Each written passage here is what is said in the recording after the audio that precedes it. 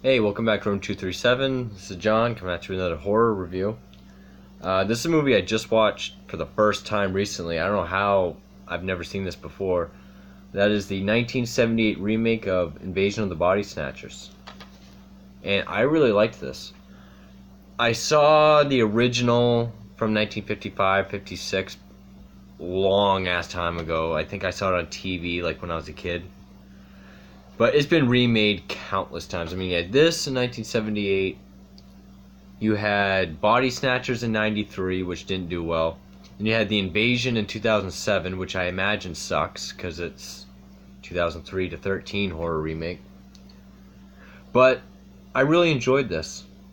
I would almost compare it to John Carpenter's The Thing, because it is an alien invasion movie.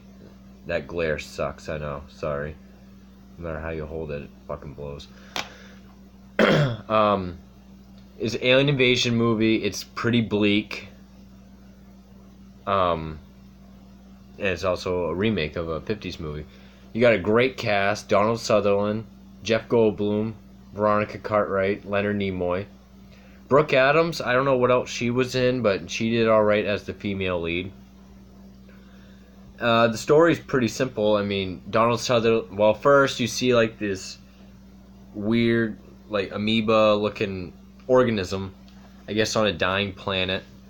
It comes to Earth, and it latches onto plants, and it turns into, like, this little pod with, like, a pink flower. And people are just passing this shit around. Donald Sutherland, who... I really like Donald Sutherland. I've mostly seen him like 70s comedies, like Animal House, Kentucky Fried Movie, Kelly's Heroes. He was hilarious in. But this is the first like serious role I've seen him in, and I do like Donald Sutherland. He's like this Department of Health guy who is very good at his job, seems to take pride in busting people for health violations. You get the idea he's in love with his co-worker. I actually can't remember her name. It's Brooke Adams' character, but I can't remember if it will actually say. No. Of course it doesn't. Anyway, she's dating this dentist guy who just becomes completely disconnected, and she's just like, he's not himself. He keeps seeing weird people, strange people. So they start looking into it, and what's going on is these things that latched onto plants, when somebody has this plant, then they go to sleep, this pod grows to like 6 feet long and creates like a naked double. It has the subconscious, has the memories, has everything that the person has. And then you find out later on that the original person kind of implodes, and it looks really horrific, but it's awesome. And pretty much these alien beings are taking bodies, making clones, and they're just spreading it. Like, this takes place in San Francisco. And, you know, the reason why I like this is because it's very claustrophobic. I mean, yeah, it takes place in the big open San Francisco area, but it's claustrophobic in like a Rosemary's Baby kind of way. Like, no matter where you go, who you see, nobody will help you. There's no way out of anything. You know, everybody's a pod person. Like, that's what they call pod people. And they can tell who's not a pod person because they don't emit emotions. So whenever someone has emotion, it's like a collective thing where they all point and they have like this ear-piercing screech that comes out. We've seen it parodied 100 times. I mean, South Park has done it 2 or 3 times already. And, you know, that's where that meme with Donald Sutherland, the guy in the trench coat with the curly hair that's like pointing, like,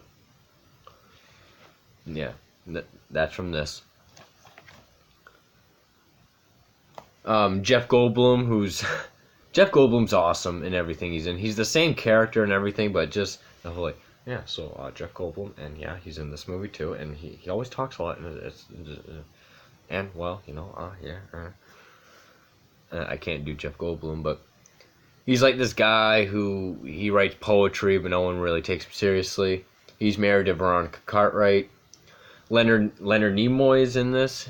He's sort of like the psychiatrist that, I mean, he's a villain in this. He's like skeptical about the whole body snatcher thing. And this movie's very slow paced. And it's all pretty much a slow build up to the third act where Donald Sutherland pretty much finds out this collective group, the invasion's happening. It's going to spread throughout the planet. And he's trying to stop it while also save himself. You get this great scene, and there's like this bathhouse that Jeff Goldblum and his wife run, where you see the clone of Goldblum, and like that's where it starts to get pieced together that while they're sleeping, because also the original people, they get like nosebleeds or chapped lips, or like their skin starts to deteriorate a little bit. But then at the end, it's just like there's nowhere you can go. Everybody's a pod person. Everybody's out to get you. I wish there was more to say about it, but it is slow paced, but I found it very enjoyable. And also that scene just where the pod people is like making a whole room full of people in Donald Sutherland's backyard.